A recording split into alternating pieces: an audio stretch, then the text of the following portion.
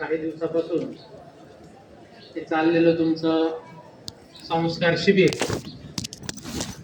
या संस्कार शिबिर चालवणारे ज्यांनी अनेकांना जगण्यासाठी आधार दिला, जिंकण्यासाठी आत्मविश्वास जागवला, कर्तृत्वाच्या आकाशात उंच भरारी घेण्यासाठी पंखांमध्ये बळ दिलं, असे आमचे आदरणीय काका महाराज पाहणे.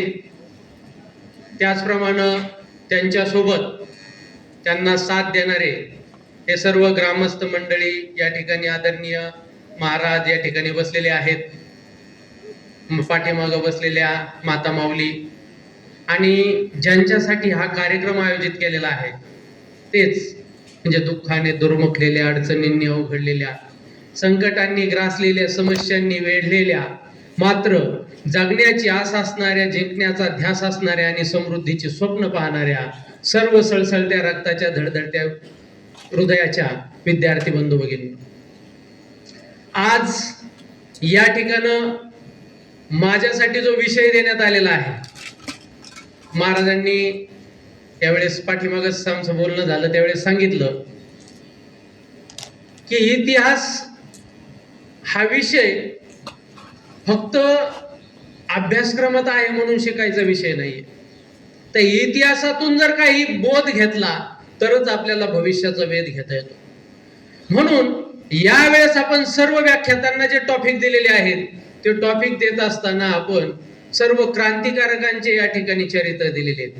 या चरित्राच्या माध्यमातून या ठिकाणी विद्यार्थी काहीतरी बोध घेतील आणि या बालवयामध्ये जी गोष्ट शिकली जाते ती गोष्ट या ठिकाणी पुढं तुम्ही इतिहासामध्ये ती गोष्ट बदलू शकता. का? कारण या वयामध्ये एक ताकद असते, वाहत जाणाऱ्या नदीच्या पाण्यासारखी. असं जर काही एरवी पाणी आहे नदीचं वाहत गेलं ते समुद्राला जाऊन मिळतं, खारं होतं, त्याचा कुठला उपयोग होत नाही. पण याच पाण्याला जर का योग्य ठिकाणी बांध घातला, याच पाण्याला जर का योग्य ठिकाणी अडवलं तर याच पाण्यापासून सोने मोत्याचं पीक येतं. तसंच तुमच्या या वयातील ऊर्जेला जर का योग्य ठिकाणी अडवलं, या ऊर्जेला जर का योग्य दिशा दिली तर तुमच्या सुद्धा जीवनाचं सोनं झाल्याशिवाय राहणार नाही. आणि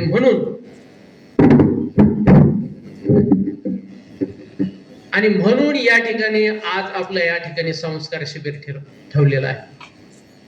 मित्रांनो, या संस्कार शिबिरामध्ये हे जे व्याख्यान आयोजित केले जातात, हे व्याख्यान काय आयोजित करायचे, हे व्याख्यान आयोजित करण्याच्या पाठीमागचा उद्देश कोणता आहे, याच्यासाठी मी तुम्हाला काही उदाहरण सांगेन, काही ऑब्झर्वेशन.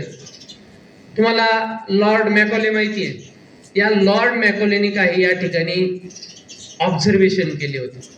तसे ते ऑब्झर्वेशन आपण पण केलेले आहेत, पण आपण ते पुस्तकात लिहून ठेवले नाही म्हणून ते आपल्याला आपल्या नावाने ओळखले जात नाही. आता तुम्हा सर्वांना मुंगी माहिती आहे कशी एका रांगेमध्ये चालते ना. आम्ही शिक्षक मंडळी येतो, आम्हाला जर असं पोरांना रांगा करायचं सांगितलं ना तर पोरं वेगळीच लाईन शोधतो. पोरं रांगेमध्ये सुद्धा बसायला तयार नाहीत.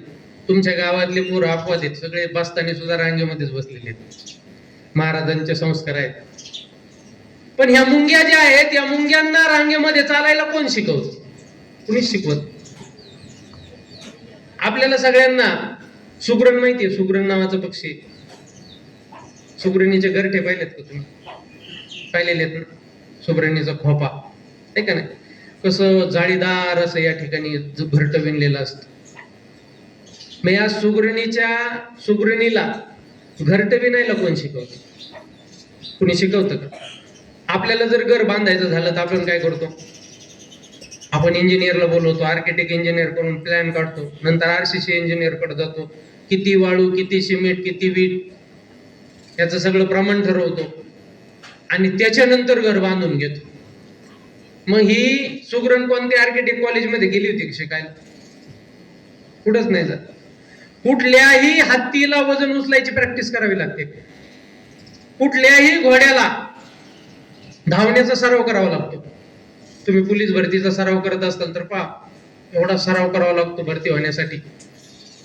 पण घोड्याला कधी सराव करावा लागतो? अगदी कुत्रा बघा,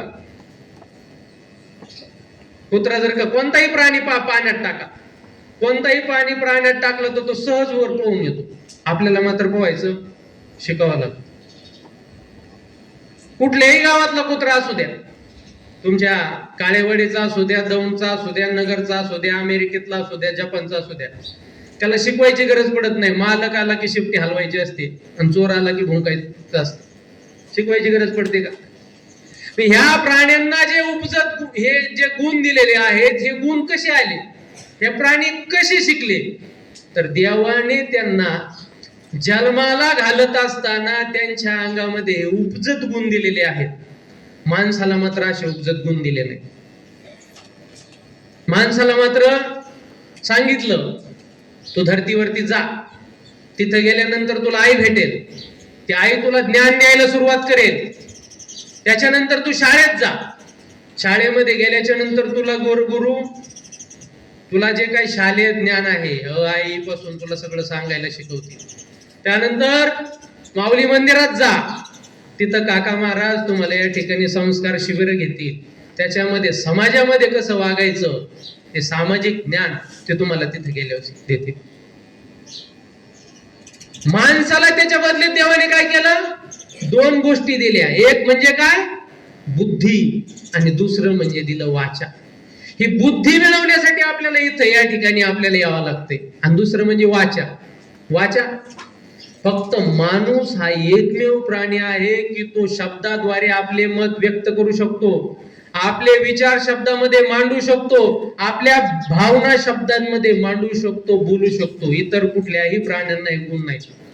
आणि मग देवाने सांगितलं की तिथं गेल्यानंतर हे सगळं शिकल्याच्या नंतर इतर प्राण्यांमध्ये जे असणारे उपजत गुण आहेत त्या गुणांवरती तू मात करशील. मात कशी करतो मग आपण? आता आपल्या समोर आता बघा मुंगी आहे. मुंगीला माहितीये का कोणत्या गावामध्ये, कोणत्या घरामध्ये, कोणत्या रूम मध्ये, कोणत्या डब्यामध्ये साखर आहे? सांगावं लागतं का? ती बरोबर शोधते आणि त्याच्यावरती हल्ला चढवते. आपल्या समोर असे 2-4 डबे मांडले ना आपल्याला म्हणले याच्यात मीठ कोणती, साखर कोणते, तिखट कोणतं सांगा, आपल्याला ओळखता येईल का? नाही ओळखता येईल. आपण काय करतो? आपण बुद्धीच्या जोरावरती मात करतो. काय करतो आपण? त्याच्यावर स्टिकर लावतो. याच्यात साखर, याच्यात मीठ, याच्यात तिखट. म्हणजे इतर प्राण्यांमध्ये असणारे उपजत गुण, त्या गुणावरती आपण मात केली का नाही? कशाच्या जोरावर मात केली? बुद्धीच्या जोरावर मात केली. आणि म्हणून ती बुद्धी वाढली पाहिजे, त्या बुद्धीमध्ये वाढ झाली पाहिजे, आणि त्या वाढ होण्यासाठीच हे संस्कार शिबिर तुमच्यासाठी इथं आयोजित केलेलं आहे. आज आपण अशा स्त्रीचं चरित्र पाहणार आहोत की जी स्त्रीच नव्हती, ते एक प्रकारची वीज होती, जिच्या हातामध्ये तलवार होती, पण तलवारीपेक्षा ही धारदार काय असेल तर तिचा तो स्वाभिमान होतो. जिच्या पाठीशी या ठिकाणी बाळ होतं, परंतु तिच्या काळजामध्ये या हिंदुस्थानाला स्वतंत्र करण्याची धगधगती आग तिच्या काळजामध्ये होती. आपल्याला जर झाशीच्या राणीचं चरित्र जर समजून घ्यायचं असेल तर आपल्याला तिच्या जन्माच्या अगोदर थोडंसं जावे लागेल. आपल्याला माहिती आहे 1818 साली महाराष्ट्रामध्ये काय झालं? मराठ्यांची सत्ता उलथून टाकण्यात आली. पेशव्यांना या ठिकाणी त्यावेळेस कोण होतं सत्तेवरती? दुसरे बाजीराव पेशवे. पुण्यामध्ये त्यांची सत्ता होती आणि या बाजीराव पेशव्यांना या ठिकाणी इंग्रजांनी हरवलं, त्यांना बंदी बनवलं आणि मग त्यांना स्वतःच्या ताब्यात घेऊन या ठिकाणी उत्तर प्रदेशामध्ये कानपूरच्या शेजारी एक बिठूर नावाचं शहर आहे, त्या बिठूरला या ठिकाणी घेऊन गेले. सगळं काही हारलं होतं. हारल्याच्या नंतर फक्त आपण प्रदेश हरत नाही, राज्य हरत नाही, तर सगळ्यात महत्वाची गोष्ट काय हरत असतो? तो आपण स्वाभिमान हरवतो, आपला आत्मविश्वास हरवतो. आपल्याला छोट्या छोट्या गोष्टीमध्ये अपयश आलं की आपलं आत्मविश्वास हारला जातो. मार्क कमी पडले, आत्मविश्वास हारला. नोकरी गेली, आत्मविश्वास हारला. व्यवसायात तोटा झाला, आत्मविश्वास हारला. छोट्या छोट्या गोष्टीने आपण अपयशी झालो. पर कधी कधी मार्क कमी आले म्हणून दरवर्षी आत्महत्या करणाऱ्या पोरांची संख्या कमी नाही. काय एवढं प्रेशर घेताय? सगळं काही संपल्यानंतर सुद्धा आपण जिंकू शकतो, हा आत्मविश्वास आपल्या मनामध्ये पाहिजे. प्रत्येक शेवट हा नवीन कशाची तरी सुरुवात असतो, एका नवीन अध्यायाची सुरुवात असतो. अंत अस्ति प्रारंभ. प्रत्येक शेवटामध्ये नव्या अध्यायाचं या ठिकाणी बीज रोवलेले असतात. एंड इज द बिगिनिंग आपण म्हणतो ना. हे सगळं काही हारलेलं होतं. हे हारल्याच्या नंतर महाराष्ट्रामधून आता त्यांना बंदी बनवलं, म्हणजे राजकैदी. त्यांना बिदूरच्या राजवाड्यामध्ये ठेवलं होतं. पण इथून महाराष्ट्रामधून बिदूरला जात असताना त्यांच्यावरती त्यांची जी विश्वासू सैन्य होतं, त्या विश्वासू या ठिकाणी कुटुंब त्यांच्यासोबत उत्तर भारतामध्ये गेले. त्याच्यामधलंच एक कुटुंब होतं, ते म्हणजे मोरोपंत तांबे. हे मोरोपंत तांबे कुठले, तर यांचे जे वडील होते हे बळवंत तांबे. हे कुठले, रत्नागिरी मधले. कोकणामध्ये रत्नागिरी आहे, या रत्नागिरीच्या भागामध्ये ते राहत होते. त्यातले हे मोरोपंत पेशव्यांच्या जास्त जवळचे असल्यामुळे ते पण त्यांच्या सोबत तिकडे गेले. पण ते सगळ्याच या ठिकाणी बिठूरला गेले नाही. काही या ठिकाणी काशीला राहिले, काही इंदूरला राहिले. त्या उत्तर प्रदेशामध्ये वेगवेगळ्या भागामध्ये ते राहायला लागले. त्यातले आपले हे जे मोरोपंत तांबे होते हे काशीला या ठिकाणी गेले. काशीला गेल्यानंतर काही दिवस गेले. त्यांचा जो विवाह होता तो भागीरथीबाई सप्रे यांच्याशी झाला होता. काही काळानंतर त्यांना दोन या ठिकाणी, एक मुलगा एक मुलगी. मुलाचं नाव चिंतामणी ठेवलं आणि मुलीचं नाव ठेवलं, मुलगी झाली तिचं नाव ठेवलं मणिकर्णिका. हे मणिकर्णिका नाव का ठेवलं, तर आपल्याला माहिती आहे काशीमध्ये एक मणिकर्णिका घाट आहे. त्या मणिकर्णिका घाटावरून त्या मुलीचं नाव ठेवलं मणिकर्णिका. पण तिला घरी लाडाने मनू म्हणायची. ती एवढी चंचल होती, एवढी ओजस होती, एवढी खोडकर होती. लहानपणापासूनच ती एवढी जिथं जाईल तिथं आपलं करणारी होती. पण नियतीने तिच्या वाट्याला इतका संघर्ष घातला. वयाच्या 4थ्या वर्षीच तिची आई भागीरथीबाई यांचं या ठिकाणी निधन झालं. भागीरथीबाई यांचं निधन झाल्यानंतर त्या काळामध्ये स्त्रियांना पडद्याआड ठेवलं जायचं. स्त्रियांना शिकवलं जात नसायचं. स्त्रियांना पुरुषाच्या बरोबरीने कुठलंही स्थान नव्हतं. परंतु मोरोपंत तांबे यांनी आपल्या लेकीला पडद्याआड न ठेवता तिला त्यांच्यासोबत दरबारात न्यायला सुरुवात केली. तिला घोडेस्वारी शिकवली, तिला भालाफेक, तलवारबाजी, सगळं जे मुलाला शिकवलं जातं ते सगळं त्या मणिकर्णिकेला शिकवायला सुरुवात केली. हळूहळू मणिकर्णिका मोठी व्हायला लागली आणि नंतर हे थोडीशी मोठी झाल्याच्या नंतर हे जे मोरोपंत तांबे आहेत, हे मोरोपंत तांबे बिठूरला गेले. आता बिठूरला गेल्याच्या नंतर तिथं जे दाखले, म्हणजे दुसरे बाजीराव आपण म्हणतो, शेवटचे बाजीराव, दुसरे बाजीराव, या दुसऱ्या बाजीरावांना स्वतःचा औरस पुत्र नव्हता. मग त्यांनी एक दत्तक पुत्र घेतला होता, बंडोपंत पेशवे आपण म्हणतो. त्या बंडोपंतालाच नानासाहेब म्हणायला लागले, कारण नानासाहेब पेशवे आपण पाहिलेलेत ना अगोदर, आपल्या पानिपतच्या लढाईच्या वेळेस होते ते. त्या नानासाहेब पेशव्यांच्या नावावरून पुन्हा त्याचं नाव नानासाहेब पेशवे, म्हणजे नानासाहेब पेशवे दुसरे. ते नानासाहेब पेशवे असं त्यांना म्हणायला लागले. हे नानासाहेब पेशवे हे मणिकर्णिकेपेक्षा 4 वर्ष मोठे होते. ते एकत्र खेळायला लागले आणि तिथं गेल्याच्या नंतर बाजीराव पेशव्यांनी तिला नाव दिलं छबिली. नाव काय दिलं? छबिली. कारण का? ती एवढी चंचल होती की कुठं जिथं जाईल तिथं तिचा ती आपला ठसा उमटायची. त्याचबरोबर तिथं ज्याप्रमाणे मोरोपंत तांबे गेले होते त्याचप्रमाणे आपल्या नाशिकच्या शेजारी येवला आहे पा, हे येवल्यामधले पांडुरंग टोपे, हे पांडुरंग टोपे सुद्धा त्यांच्या सोबत गेलेले होते. पांडुरंग टोपेंचा मुलगा होता तो, ज्यावेळेस इथं या ठिकाणी पुण्यामध्ये हे राज्य आपलं हारलं होतं, हे मराठा साम्राज्य या ठिकाणी उद्ध्वस्त केलं होतं, त्यावेळेस आपले रामचंद्र टोपे हे 4 वर्षाचे होते. हे 4 वर्षाचे ते पण त्या ठिकाणी होते.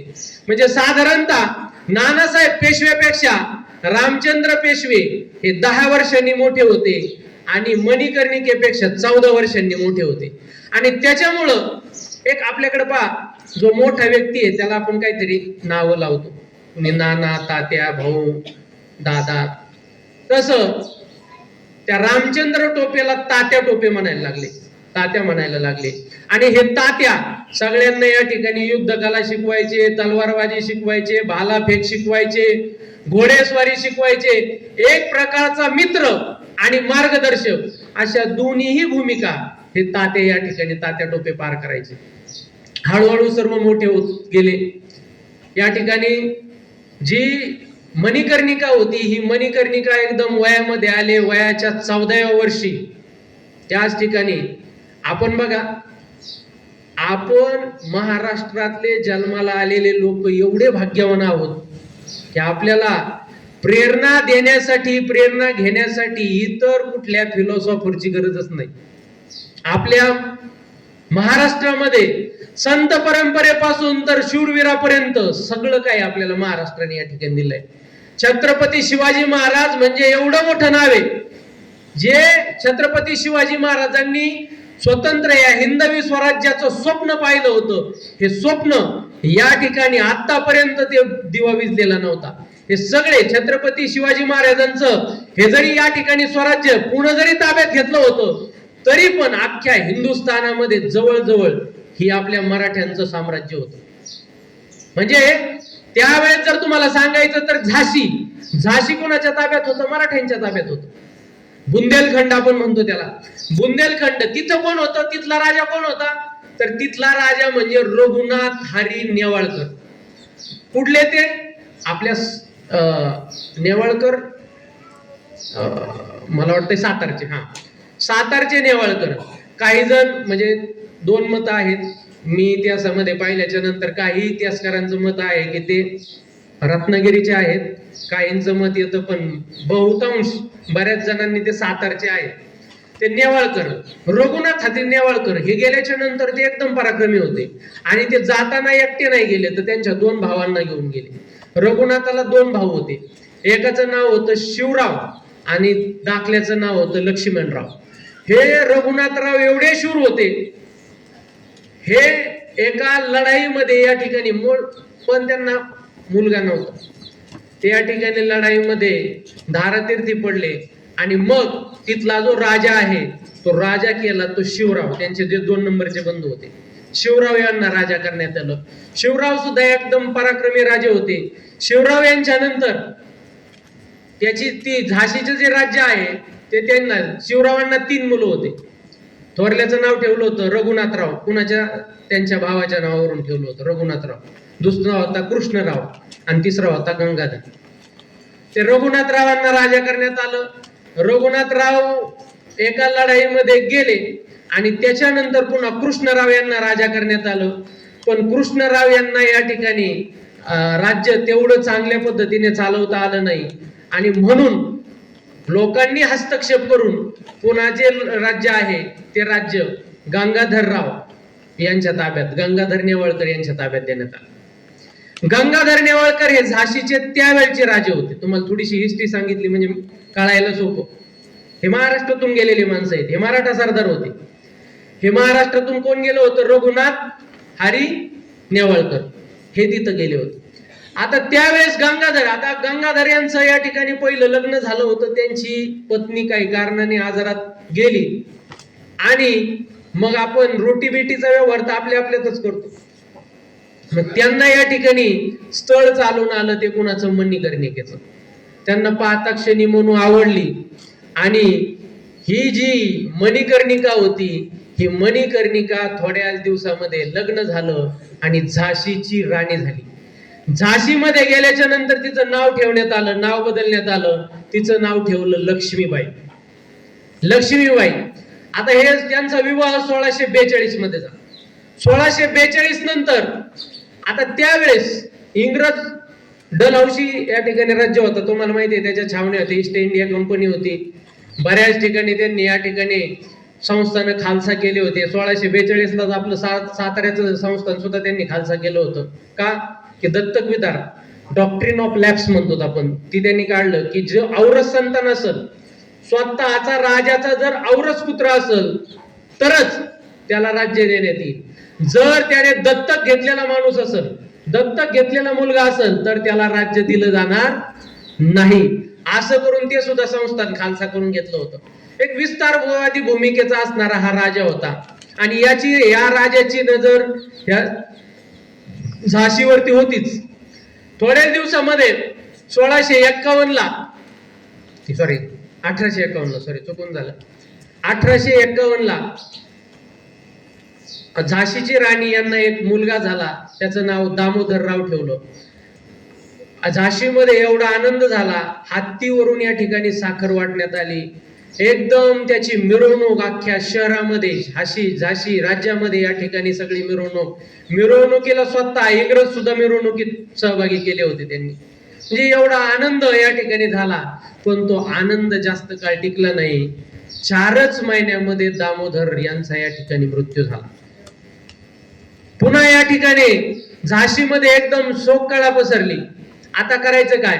नेवाळकर, गंगाधरराव नेवाळकर यांची तब्येत दिवसेंदिवस खालवत चालली होती आणि राज्याला काहीतरी वारसदार पाहिजे आणि म्हणून त्यांच्याच दरबारात त्यांचा असणारा पाहुणा वासुदेवराव, या वासुदेवरावांचा एक मुलगा आनंदराव, या आनंदरावाला त्यांनी दत्तक घेतलं आणि त्याला नाव दिलं दामोदरराव.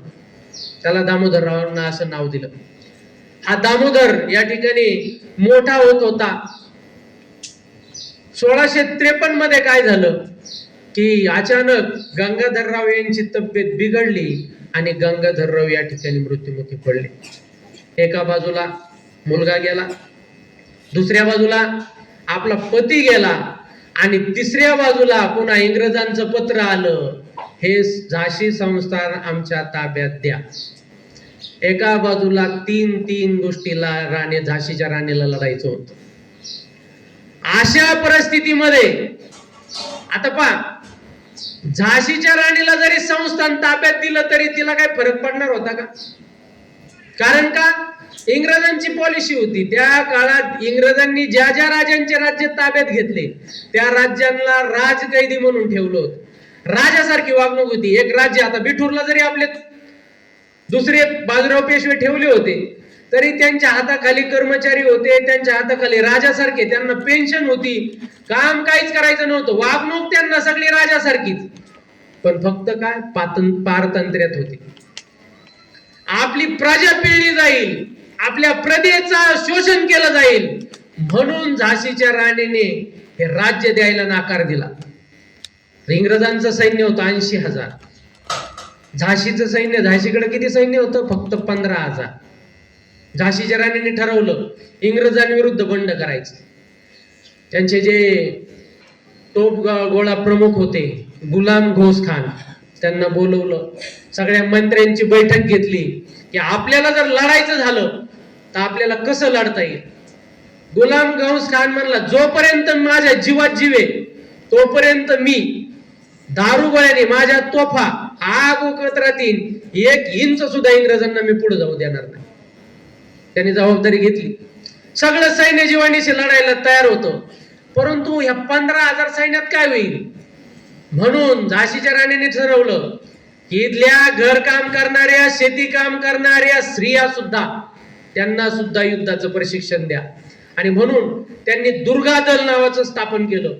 या दुर्गा दलामध्ये स्त्रियांना या ठिकाणी प्रशिक्षण द्यायला, तलवारबाजी, घोडेस्वारी, तोफ गोळा कसा लावायचा, तोफा कशा उडवायच्या, याचं प्रशिक्षण हे झाशीच्या किल्ल्यामध्ये या ठिकाणी सुरू करण्यात आलं. दुर्गा दलामध्ये खूप पराक्रमी स्त्रिया होत्या. त्यातलीच एक झलकारीबाई. ही झलकारीबाई एवढी पराक्रमी होती, एकदा जंगलामध्ये जात असताना एक बिबट्याने या ठिकाणी हल्ला केला. सगळे लोक पळून गेले, पण ती न घाबरता कुऱ्हाडीने तिने त्या बिबट्याला मारलं. एवढी शूर कोळी समाजातली ती बाई होती. झलकारीबाई, मुंगरबाई, जुहीबाई, अशा झाशीची राणीच्या विश्वासू या ठिकाणी मैत्रिणी तयार झाल्या, ज्या राणी बरोबर एक सावली सारखं या झाशीच्या राणी सोबत राहायला लागल्या. आणि मग त्यांनी ठरवल्याच्या नंतर सगळी युद्धाची तयारी झाली. त्यावेळेस जो इंग्रजाचा प्रमुख होता तो ह्यूज रोज होता. या ह्यूज रोजला डलहौसीने आदेश दिला की हे झाशीचं संस्थान खालसा करा. त्यांना वाटलं ही विधवा बाई हे काय करणार आहे, गेलं की संस्थान देऊन टाकेल. पण तिने ठरवलं होतं की आपल्याला लढायचंय, आपल्याला जोपर्यंत माझ्यात शेवटचा श्वास आहे तोपर्यंत मी झाशी देणार नाही. मैं मेरी झाशी कभी नहीं दूंगी, मैं झाशी नहीं दूंगी हे त्या काळातलं सगळ्यात फेमस वाक्य आहे. आणि हे फक्त एक वाक्य नाही तर हे स्वतंत्र हिंदुस्थानाची असणारी पडलेली पहिली ठिणगी होती.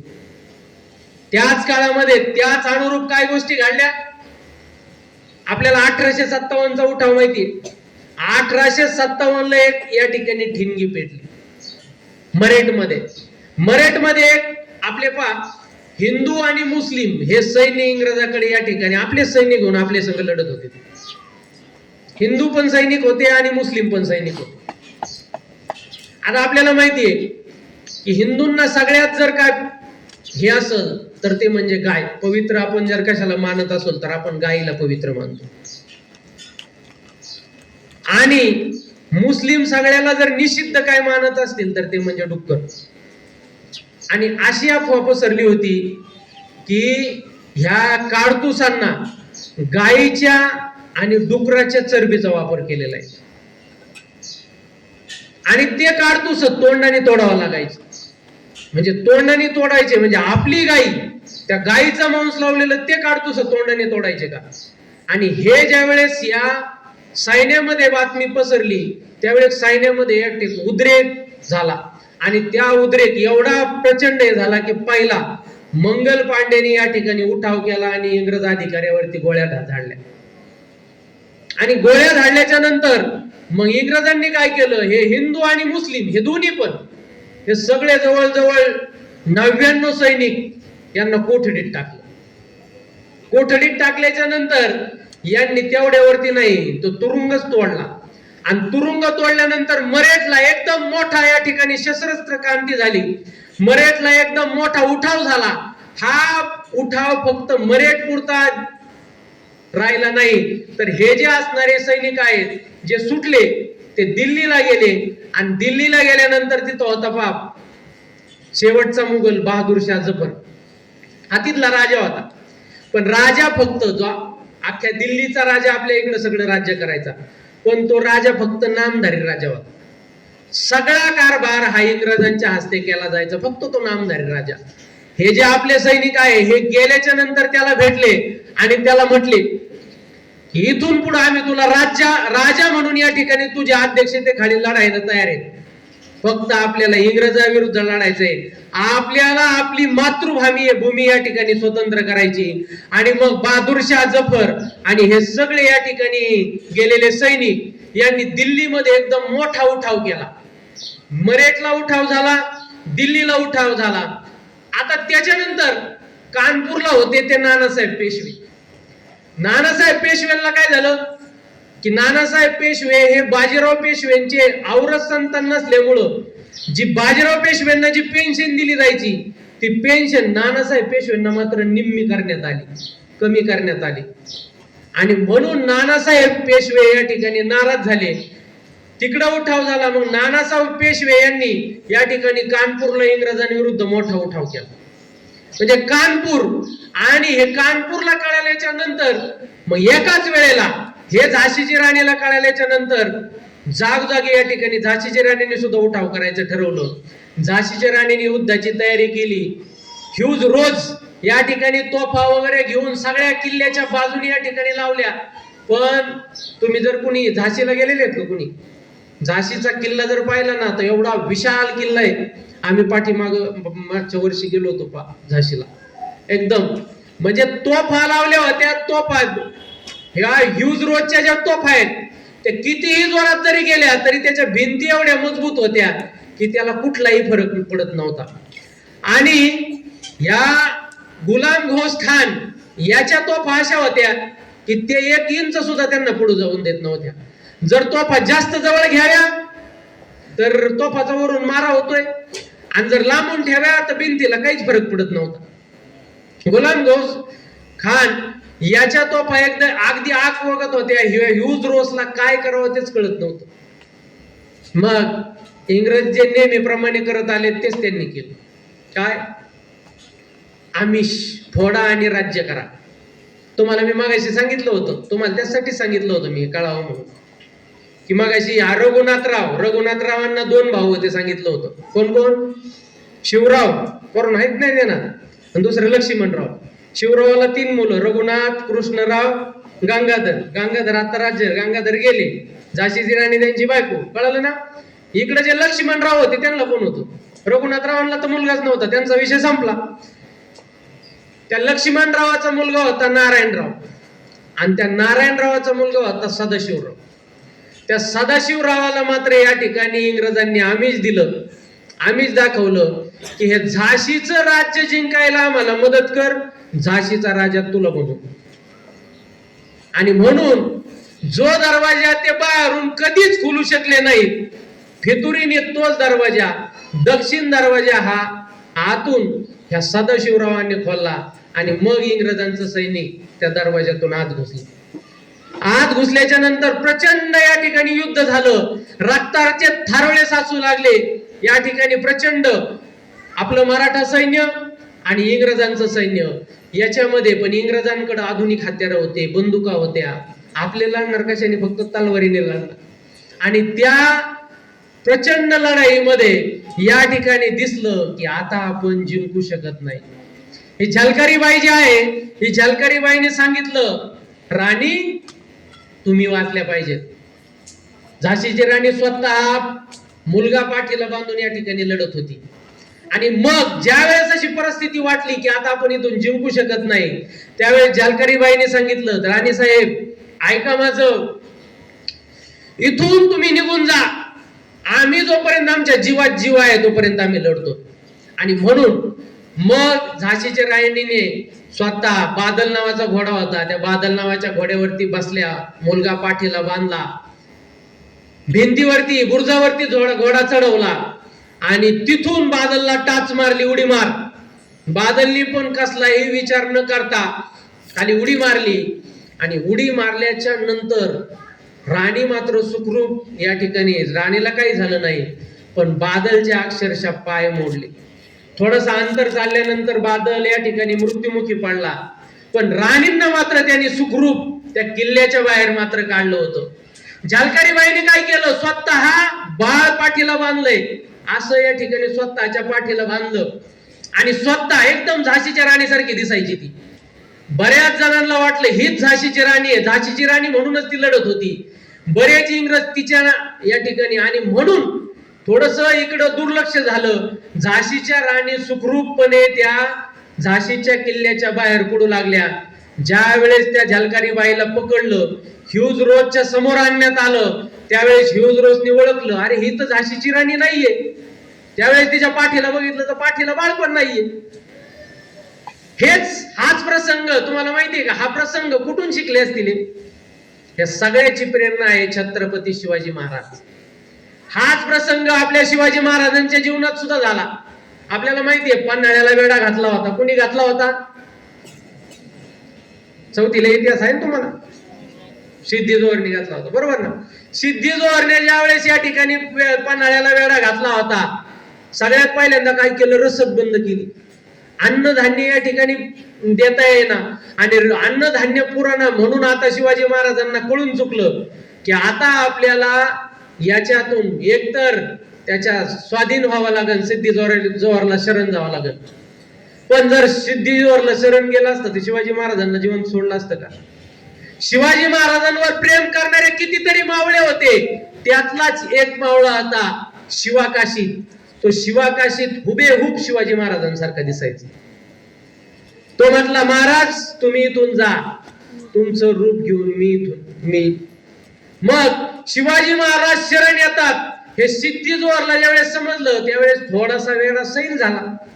आता शिवाजी महाराज म्हणजेच हे शिवाकाशीत शिवाजी महाराजांचं रूप घेऊन या ठिकाणी गेला, सिद्धी जोहरकडे गेला. तिथं गेल्याच्या नंतर आता शिवाजी महाराजांना कुणी पाहिलेलं होतं? सिद्धी जोहरने पाहिलेलं नव्हतं. फक्त एकमेव माणूस होता ज्याने जवळून शिवाजी महाराजांना पाहिलं होतं, तो म्हणजे अफजल खानांचा मुलगा होता फाजल खान. त्या फाजल खानाला फारसा चेहरा कळाना, हे शिवाजी महाराज आहेत का कोण आहेत.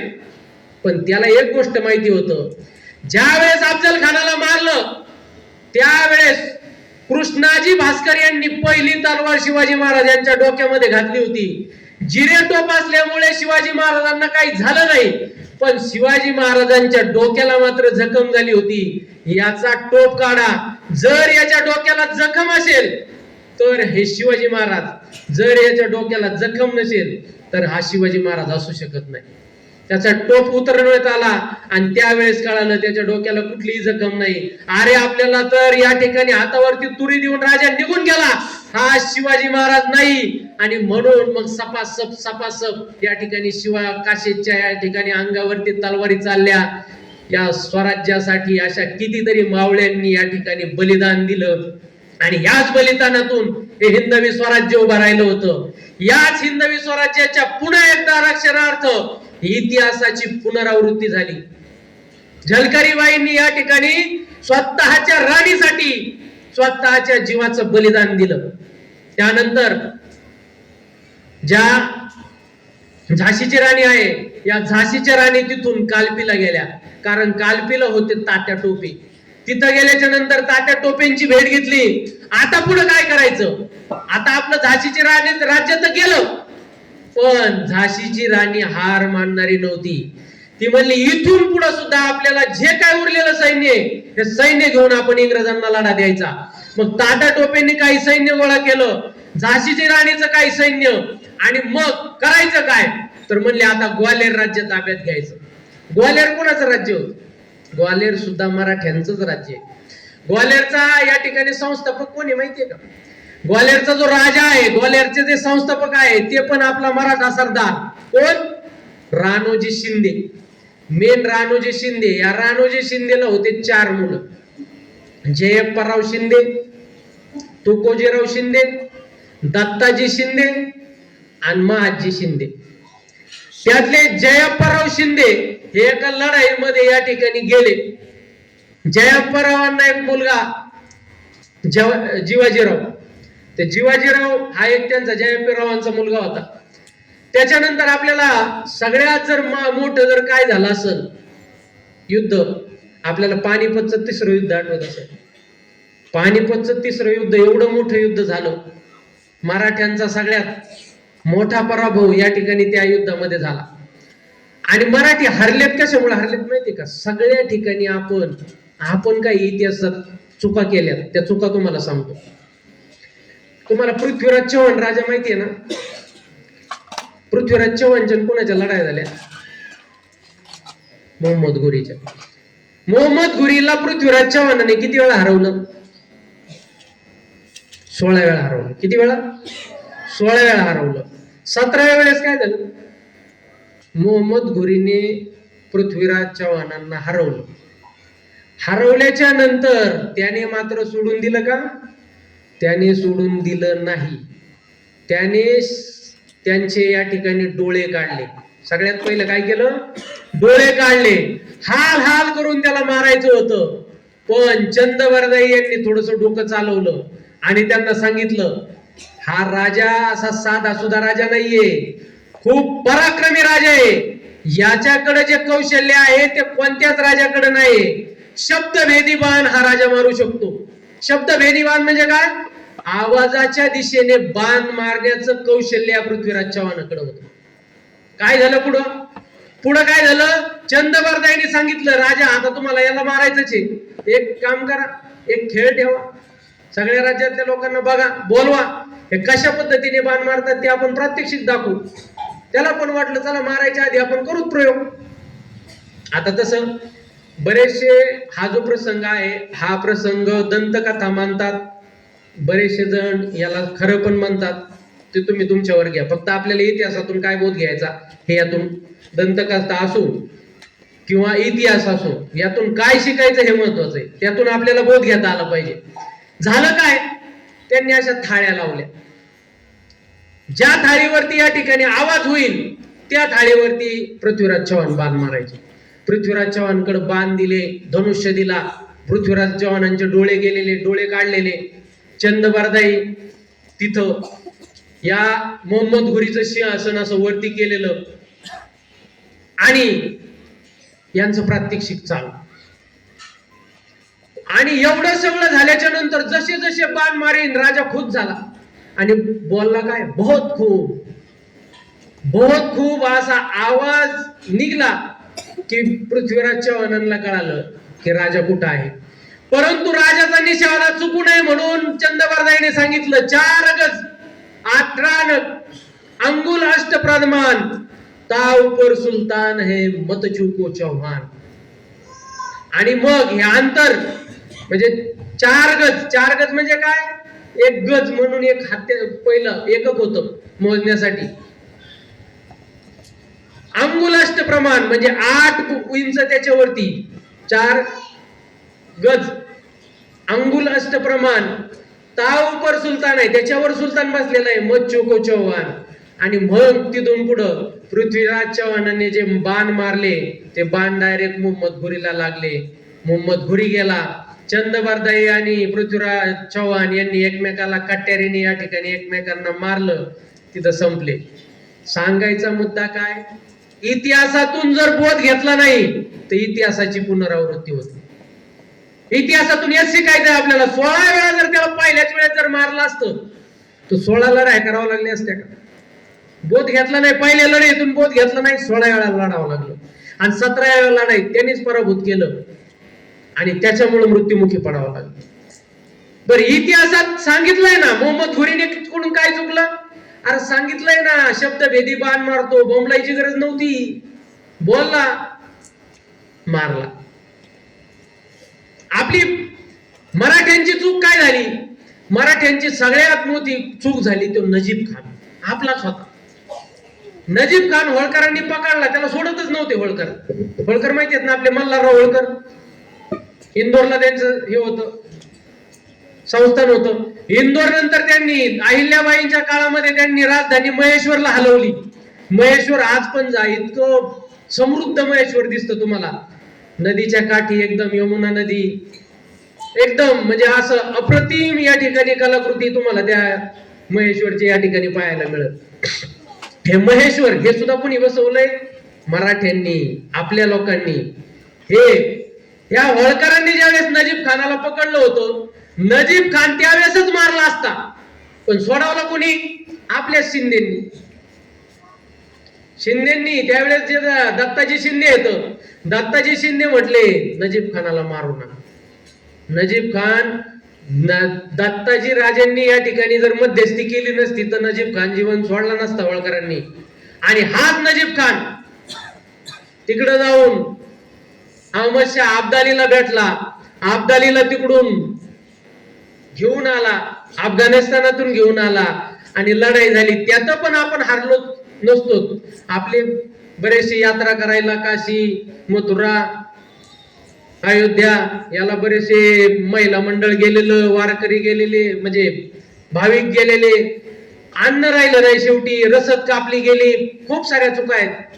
आणि त्याच्यामुळं आपण पानिपतचं 3रं युद्ध हारलो. पण त्या 3ऱ्या युद्धामध्ये आपले दत्ताजीराव गेले, आपले विश्वासराव गेले, सदाशिव भाऊ गेले, सगळे या ठिकाणी शूरवीर मराठा सरदार या ठिकाणी मारले गेले.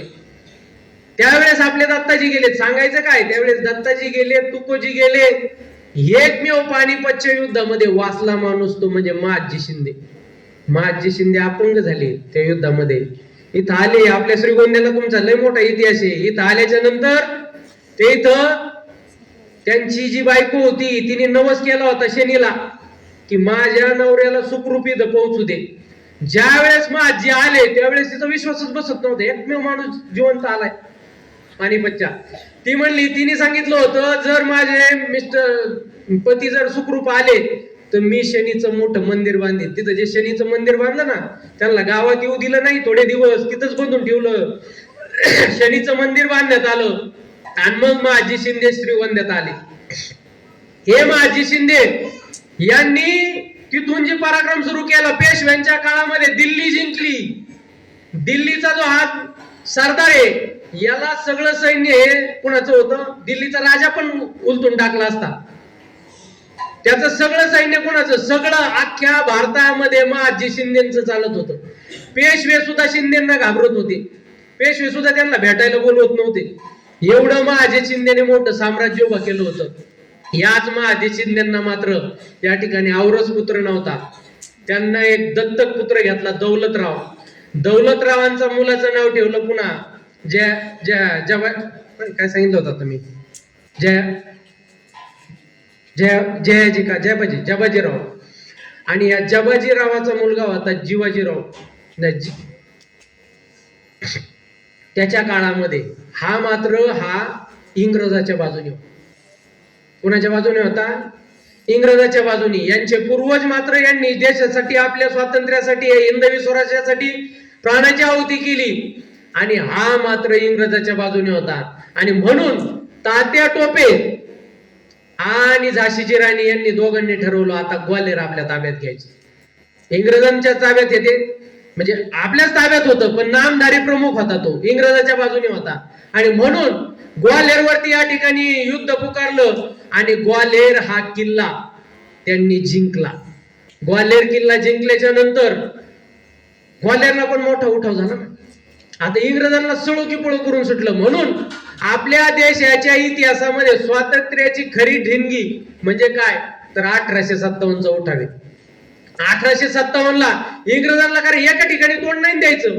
मरेठ, दिल्ली, कानपूर, झाशी आणि आता ग्वाल्हेर एकाच वेळेला हे सगळं होत होतं. मग ही सगळी सैन्य, शेवटचा एकदम मोठा उठाव झाला ग्वाल्हेरला. ग्वाल्हेरला पुन्हा इंग्रजांनी काय केलं? ग्वाल्हेरच्या किल्ल्याला वेढा दिला. ग्वाल्हेरच्या किल्ल्याला वेढा दिल्याच्या नंतर त्या ठिकाणी आपल्या झाशीची राणी तात्या टोपे यांनी एवढा प्रखर या ठिकाणी संघर्ष केला. झाशीच्या राणी सोबत एक ती मुंगर नावाची मुंगर, जुही या ज्या दोन स्त्रिया होत्या, या झाशीची राणी सोबत सावली सारख्या होत्या. ती मुंगरची स्त्री होती, तिला तर झाशीच्या राणीची सावली म्हणायची. ती म्हणली होती जोपर्यंत माझ्या जीवात जीव आहे राणी तुम्हाला कोणी हात लावू शकत नाही. आणि त्या लढाईमध्ये ती मुंगर पण मेली. आणि ती मुंगर मेल्याच्या नंतर सगळे एवढं झाशीच्या राणीने स्वतःला या ठिकाणी पांढरी पगडी घातली, अंगावरती चिलखत घेतलं, ढाल तलवार घेऊन स्वतः या ठिकाणी लढत होती. मात्र तिचा असणारा जो घोडा होता, बादल घोडा, तिच्या सोबत नव्हता. जो नवीन घोडा होता, हा नवीन घोडा सुद्धा या ठिकाणी खूप रक्तबंबाळ झालेला होता. पाय त्याचे थरथरत होते. आणि असं करत असताना यावेळेस त्याला ओढ्यातून पुढे जायचं सांगितलं, टाच मारली, त्याचे पाय थरथरत होते, त्याला पुढे जाता येईना.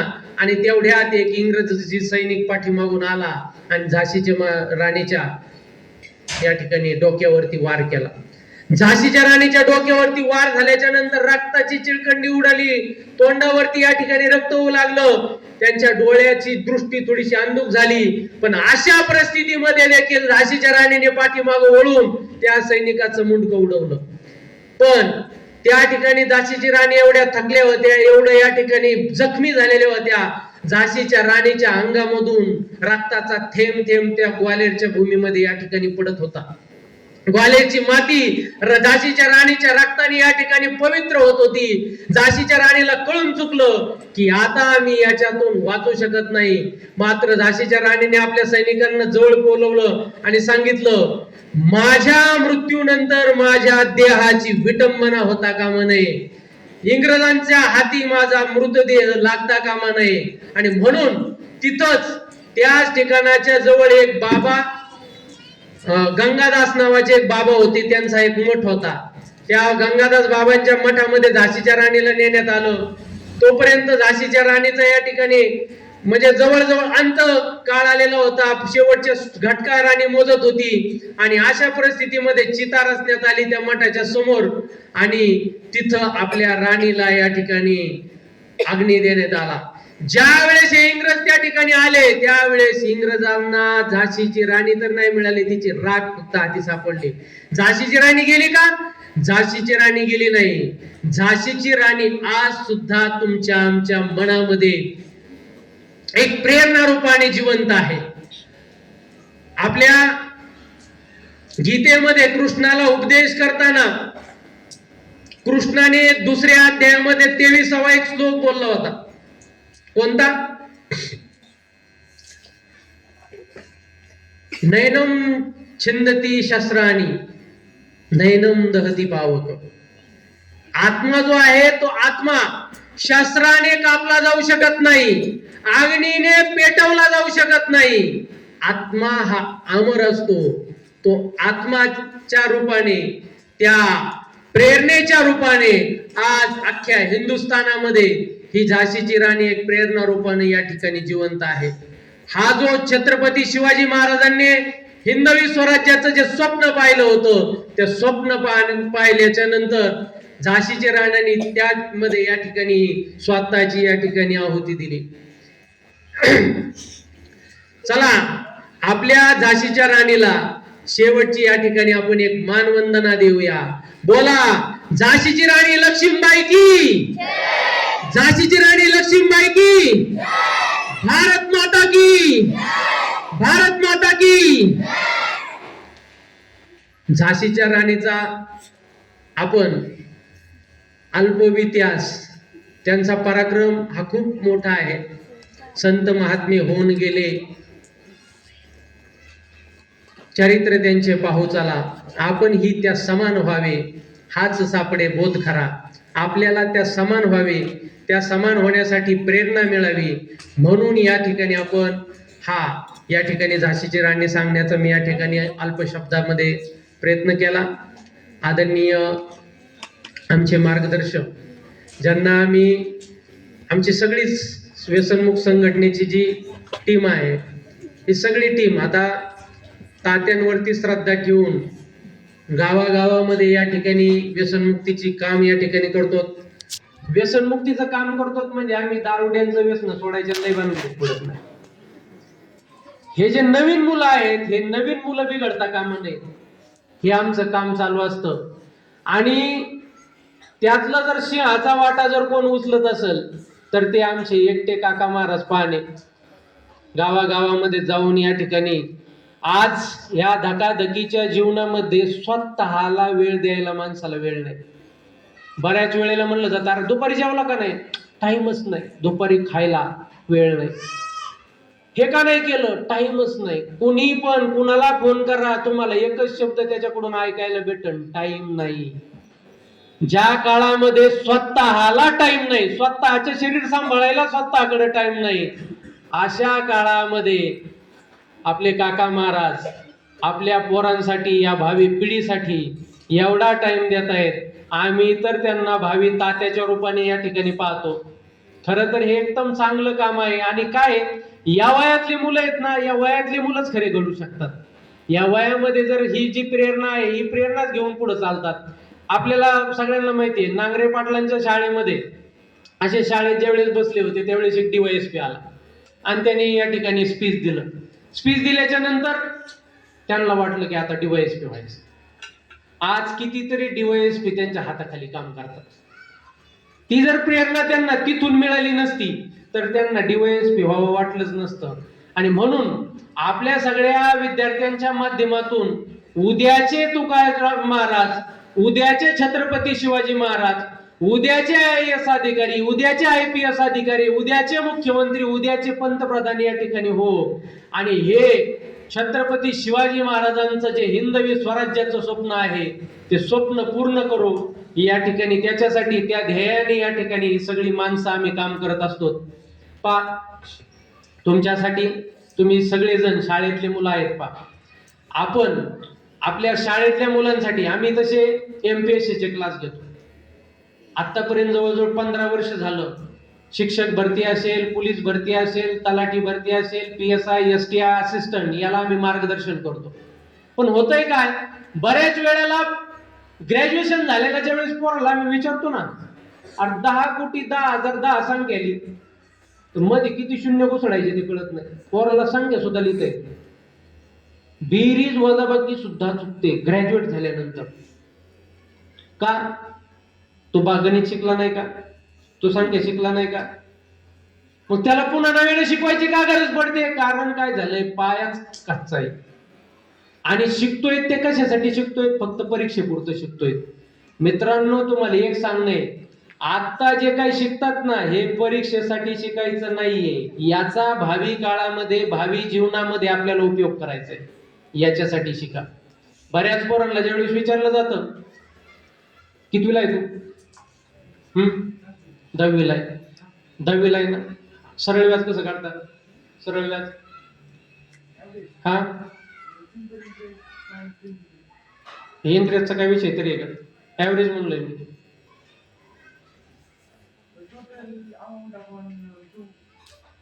Total amount upon two. कशामुळे?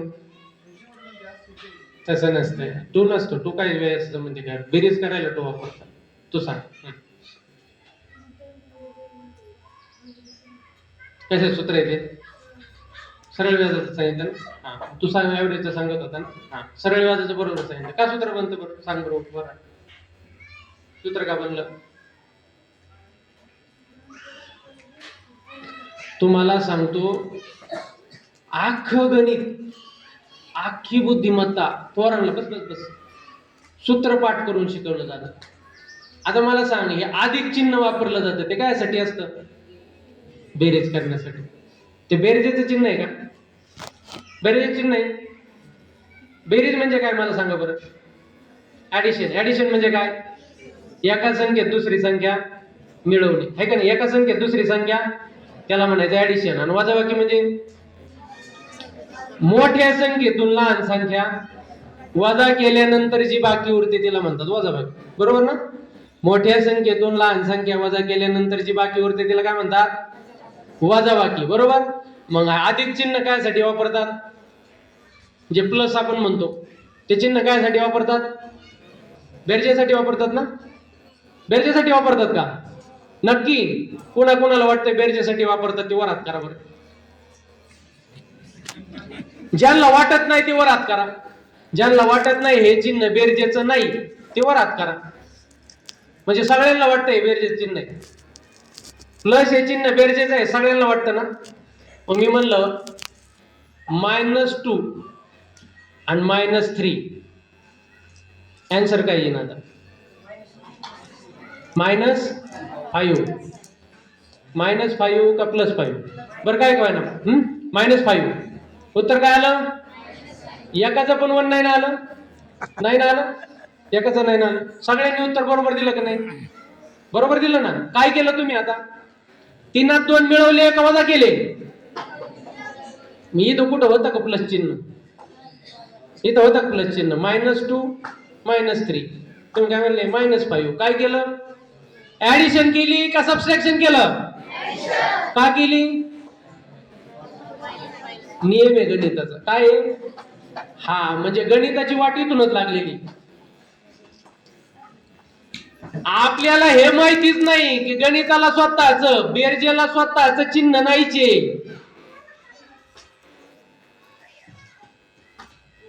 ऋण धन काय? तुमच्यासाठी सांगतोय मी आता. यांच्या थोडस डोक्यावरून जाईल. ऋण धन का म्हणलं जातं सांगा बरं. आता एक बघा, सोपा विषय, पण तुम्हाला सांगतो ना, चुकीच्या पद्धतीने शिकवल्यामुळे पोर आज मागे. मला सांगा, इकडे बघ, मी 5 पेरू तुला दिले, तुझ्याकडून 5 पेरू माघारी घेतले, किती राहिले? सुरुवातीला 0 नव्हताच. सुरुवातीला नैसर्गिक संख्या आपण म्हणतो ना, नैसर्गिक संख्या कशा आल्या? नैसर्गिक संख्या कशा आल्या? तर सुरुवातीच्या काळात काय होतं का? आदिमानव त्या काळात काय होतं का? हळूहळू मग वेगवेगळ्या शोध लागला, अग्नीचा शोध लागला, चाकाचा शोध लागला, भाषा सुद्धा बोलली जात नव्हती त्यावेळेस. मग त्यावेळेस काय झालं की समजा लोक जायचे, गेल्याच्या नंतर मग लोकांना कळायला लागलं सिंहासारखे प्राणी येतात, उचलून घेऊन जातात. आता काय करावं लागेल? समूहाने राहावं लागेल. समूहाने राहायला लागले. नंतर काय झालं? नंतर त्यांना कळायला लागलं काउंटिंग करायला पाहिजे, कारण सिंहाने काल एक जण उचलून नेलं, नंतर कळालंय पार आपल्यातला एक जण गायब आहे, हाजरी लावायला पाहिजे ना. मग त्यांनी काय केलं? मोजायचं कसं? मोजायचं कसं? मग त्यांनी बोटावर मोजायला सुरुवात केली. हा म्हणजे मी, हा म्हणजे तू, हा म्हणजे तू, हा म्हणजे तुम्ही. आम्ही गेलो आता शिकारीला, यातनी हाजरी घेतली, मी आहे, हा आहे, हा आहे, हा आहे, सगळे चला.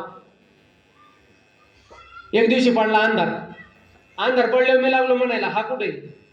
तुम्हाला हा म्हणजे कोण आहे तेच कळा ना. अंधारात कुठे बोट दिसत आहेत. मग कळायला लागलं काय करावं लागल, ह्या बोटांना नाव द्यावं लागतील. मग बोटांना नाव दिले, करंगळी, अनामिका, मध्यगा, तर्जनी, अंगठा. बर हा झाला. याला पण येत ना तशी बोट. मग पुन्हा उजवा हात, डावा हात असे नाव दिले. प्रत्येकाच्या हाताला बोट 10 आहेत. बरं 10 पेक्षा जास्त वस्तू मोजायच्या म्हणल्यावर पुन्हा त्याचा हात मोजावा घ्यावा लागायचा, पुन्हा त्याचा हात घ्यावा लागायचा. नंतर माणसाला कळायला लागलं की सगळ्यांच्या हाताला 10 बोट येतं. मग आपण काय करा, याचा हात त्याचा हात त्याचा हात वापरण्यापेक्षा एक संख्याच तयार करा. मग त्यांनी संख्या तयार केल्या 1 2 3 4 5 6 7 8 9 10. 10च्या नंतर पुन्हा 1 म्हणजे 11, 12 13 14 15 अशा संख्यांची निर्मिती झाली. मग आता याच्यात पुढे गरज पडली का? याच्यात कितीतरी पिढ्या खपल्यात. मग ह्या संख्या कशा आल्या ते आपल्याला कळलंच नाही, म्हणून नाव दिलं नैसर्गिक संख्या. नैसर्गिक संख्या, नॅचरल नंबर. मग आता काय झालं, मी 5 पेरू याला दिले आणि 5 पेरू माघारी घेतले. काहीच नाही. काहीच नाही म्हणजे किती? काहीच नाही. एवढं मोठं वाक्य लिहावं लागतंय ना.